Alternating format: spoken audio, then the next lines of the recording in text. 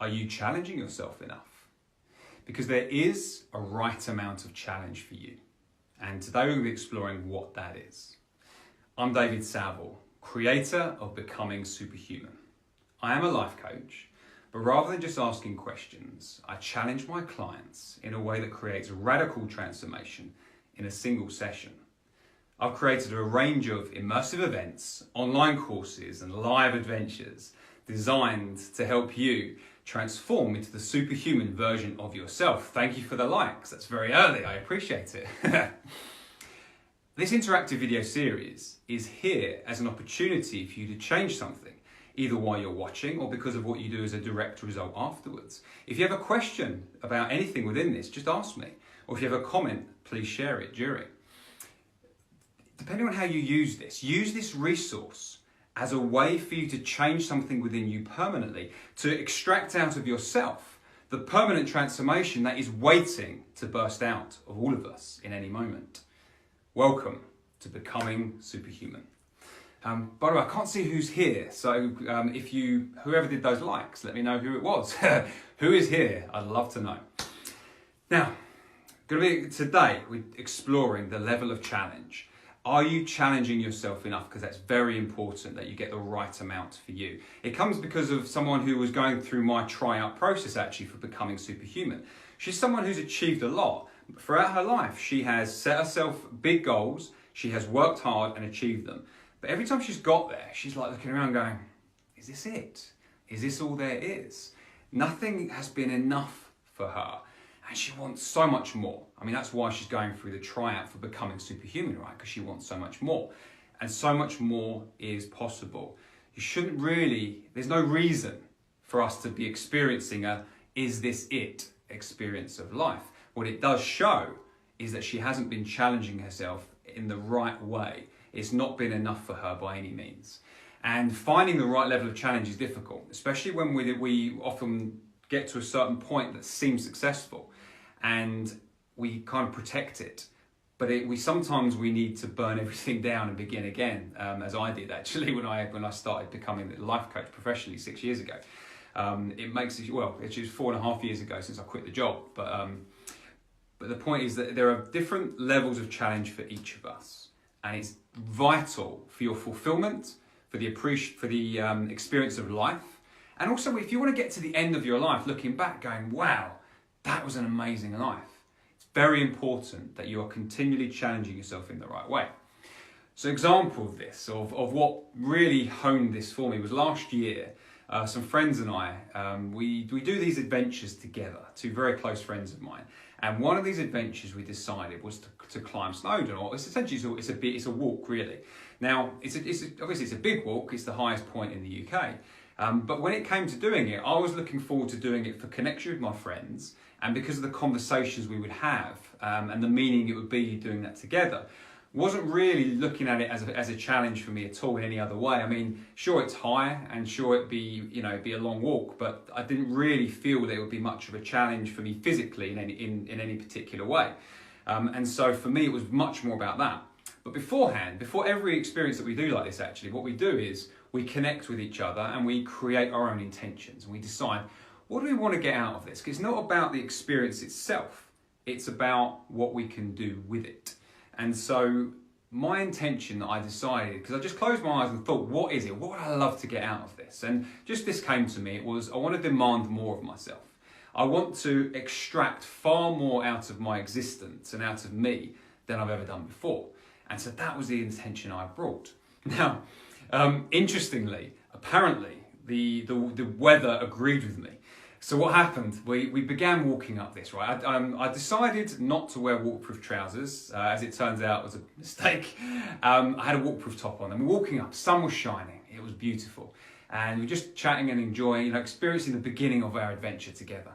And then within 20 minutes, all of a sudden, it changes. Cloud comes over, starts raining very heavy, wind starts hitting in. And within about another 20 minutes or so, I am drenched from the waist down, absolutely soaked.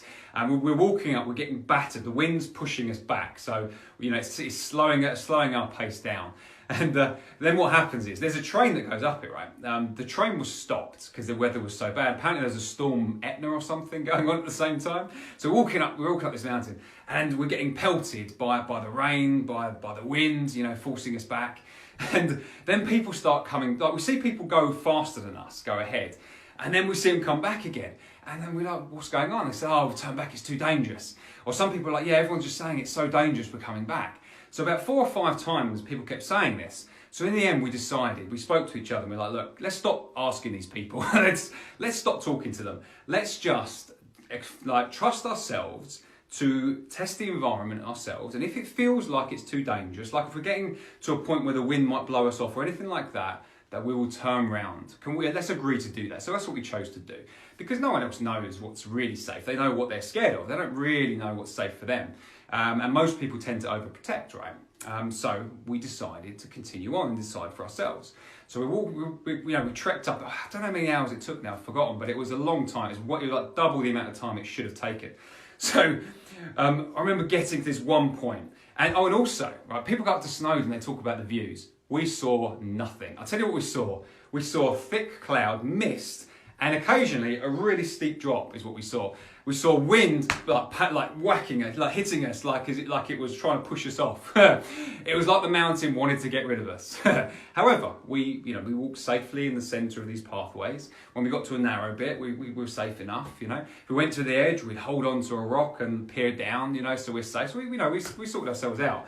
But it was tough. I'll be honest. It was hard work. Hard physical work. I definitely had to demand more of myself to be able to do this and to be able to maintain my experience of life.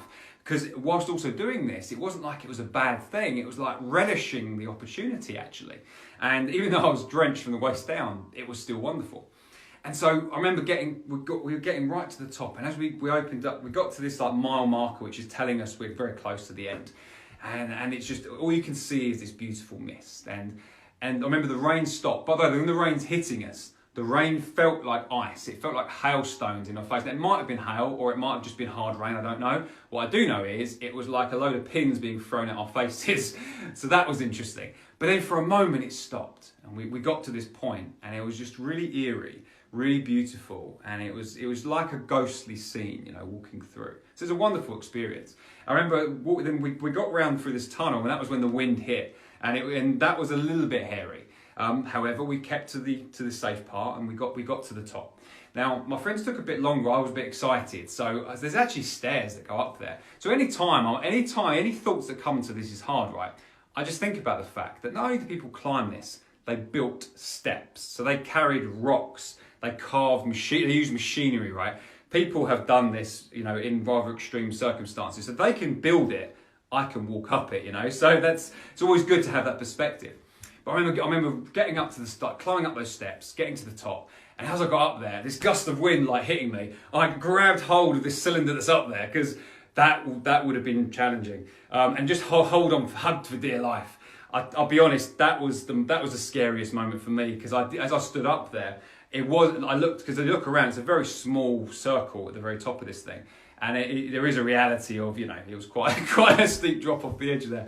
So hugging this thing, my friends come up and then we're sitting, we decide to sit down because you're less likely to get blown off, right? So for a moment, right, we are there. We're the only people there because everyone else is gone back down long ago. And so for a while, we were the highest people in the UK, the three of us. We got to experience that. And one cool thing is, one of my friends, we were doing some spiritual stuff too, like connecting to the meaning of life and to what it meant to be with each other. And my friend goes, and what if we shout out by the powers of Grayskull? And I don't know if you ever watched He-Man as a kid. It's what he used to cook, to use to transform. So we screamed at the top of this mountain by the powers of Grayskull. It was wonderful, hilarious and silly, and that was what we got to do. Now that wasn't intended, but me needing to demand more of myself, that was required. Because there were parts where my brain's like, let's go back. That definitely happened. But it's like there was no real option for that. At least not an internal one. It's like no, we're going to see. Unless it's actually really dangerous, we're going to go back down. Otherwise, we're just going to get to the top. We're going to have this experience together. We're going to go back down, and however long it takes is however long it takes. And we had an incredible experience. And so it was one of those moments when the world decided to give me that gift of needing to demand more of myself. Now, for me, that was the right level of challenge for me. It was perfect because it was hard. It was challenging on my body then because, of course, the wind was pushing back down. I had to, it was much harder. Every step was harder. Going back down as well, right? Because the wind, when it did hit us from behind, it's like trying to push you down, and that can be more dangerous. So it actually required so much more. And that was just exactly what I needed. So it changed for me a beautiful experience that I was going to enjoy with my friends into an actual life-changing challenge for me too, where I experienced the raw nature in a way that I wouldn't have done otherwise. So that wasn't planned in that way, though I didn't really anticipate that when I set that intention. However, it was extremely welcome. And so it's very important when we do things, to have that correct level of challenge within our experiences, because it just feels amazing to do that. The accomplishment after that will be very different, because when I got back, I talked to people about having gone. They sent me their pictures.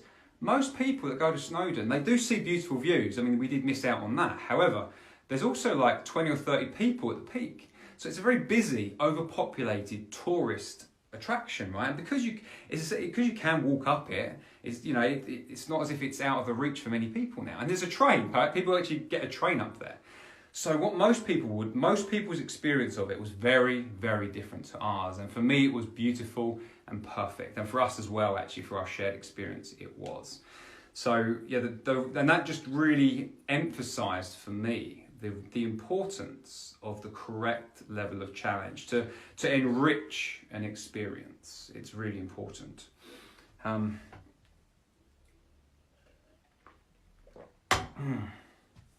So for those of you who like to challenge themselves and want to create a different experience of life, you could go and get my audio session that I've got on my website. For that, it's about changing a relationship to fear and also creating a superhuman practice. If you're interested in that, go to becomingsuperhuman.co.uk where you can download the audio. Now, there are consequences to not challenging yourself enough, and they are big. There's a lot of big consequences to not having a challenged experience of life. One of my clients, she's extremely successful. I mean, everything she's from a child actually, everything she's done has been like just worked. Everything's worked, and she's worked damn hard in her life to create it. It's not like it's been easy, but everything she's done and all the success she's experienced, she's got a global company with many staff, and it's very successful. And in fact, it's competitively successful as well in her field. However, just a few months ago we were talking about it, and it's not even nowhere near enough. And because that isn't enough for her, everyone's looking at her, right, with adoration about what she's done. People, people talk about her, she's in the papers and stuff about how good she's doing. For her though, it's just lacking, because for her, it's actually nowhere near challenging enough. So what's been her experience? Everyone's looking at her, or at least a lot of people going, wow, I wish I was like you. You're successful, you're amazing, how wonderful you are. So her conversations with people tend to be a bit one-sided in that way. But the truth is, inside, she feels a bit depressed. She was feeling stressed. She was feeling just like something was missing from life is what she was experiencing. And that's because for her, it wasn't challenging. It was challenging to get to the point of it beginning to become successful. But then it was just maintaining what she'd already done, and that was just been not enough for her. So we're actually going through the process right now of creating something so big, so challenging, that there will be no end to it. What's a challenge for her that means that she can work the rest of her life and never be done? That's what we're playing with at the moment and experiencing. And even just doing that, even just experimenting with these, like essentially a thought experiments of what could be, is beginning to create more vibrancy within her. Then she's beginning to change her relationship to the work she is doing, because this is the other problem. That was the entire experience that she was living into, right? So it was missing, but now there's so much more on the horizon.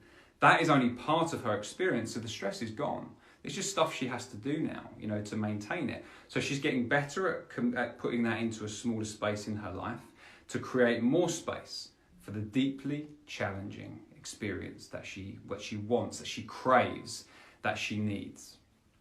So when you look at your life and look at your career, are you challenging yourself enough?